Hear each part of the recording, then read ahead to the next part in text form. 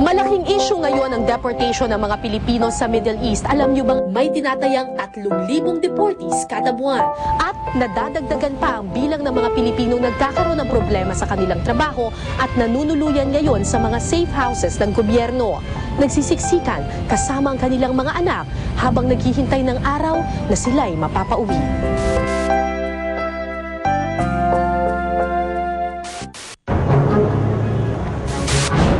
Hating gabi, Martes, isang operasyon ang isinagawa ng Overseas Workers Welfare Association o OWA.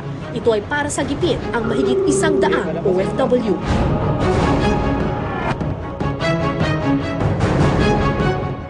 Matapos ang isang oras, dumating na rin ang pakay ng OWA, ang mahigit 100 deportees na galing sa Jeddah. Bawat isa may baong kwento. Kasi yung amo ko, nagsara ng shop. Ngayon, pinapasok niya ako sa ibang shop. Hindi niya maibinigay yung kama ko, kaya hindi ako makapagtrabaho mabuti. Mahirap yung trabaho ko. Kaya umalis ako, nagreklamo ako pa sa agency, hindi nila ako pinauwi. Di tulad ng ibang balikbayan, ang tanging pasalubong nila, mga kwento ng kabiguan. Buwan-buwan, mahigit 1,500 na Pilipino ang nade-deport mula sa Jeddah.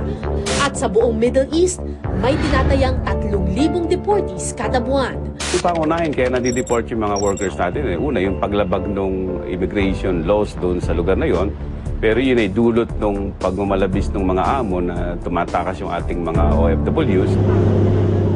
Isa si Jeanette sa mga tumakas na OFW sa Riyadh. So from Riyadh, tumakas lang ako sa amo kong prinsesa sa hindi magandang pamamalakad, verbal abuse. Mahigit 1 taong nanilbihan si Jeanette sa palasyo ng prinsesa. Naka-assign ako sa kwarto ng prinsesa. Naglilinis, nag-aasikaso ng lahat ng mga kailangan niya. Pero di nagtagal, naramdaman niya ang hirap na manilbihan sa isa sa pinakamakapangyarihang tao sa Middle East.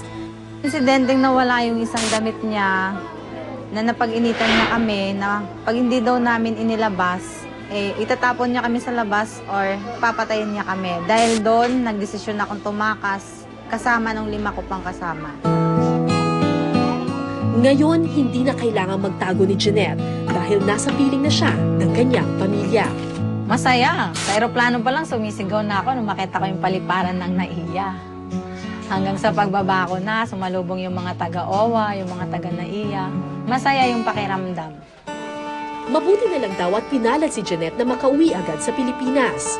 From the day na nalaman namin sa mga kaibigan namin na may palistahan for deportation, nagpalista kami. Then after 2 weeks, tinawagan kami ni Sir Anthony na mag-report sa consulate ng Jeddah. 3 linggo lang ang pinilang ni Jeanette bago mapauwi. Pero si Bong, tiniis ang 5 buwang paghihintay. Pinili niyang itago ang kanyang pangalan dahil nais pa raw niyang bumalik sa Middle East. 12 taon rin daw siyang nagtrabaho bilang mekaniko sa isang probinsya sa Saudi. Pero nang kalaunan, tumakas din siya sa kanyang employer. 4 na buwan, hindi ako pinasahod. So, siyempre, tatakas na ako, tumakas ako. So, pagkatakas ko, napunta ako ng Tulay. Dahil wala nang ibang masilungan, isa si Bong sa mga Pilipinong tumira sa ilalim ng Kandara Bridge sa Jeddah noong nakaraang taon. Nagbabakasakali na dito mahuli ng mga pulis para ma-deport.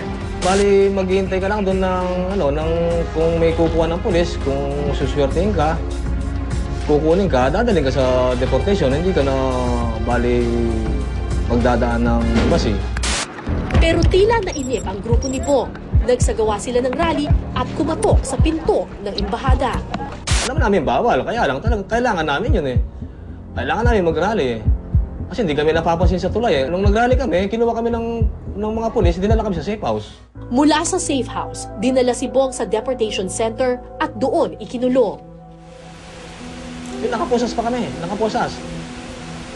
Yung higaan namin sa deportation, may ipis-ipis talaga yun. Talagang tatsaga mo talaga, nandun ka na eh.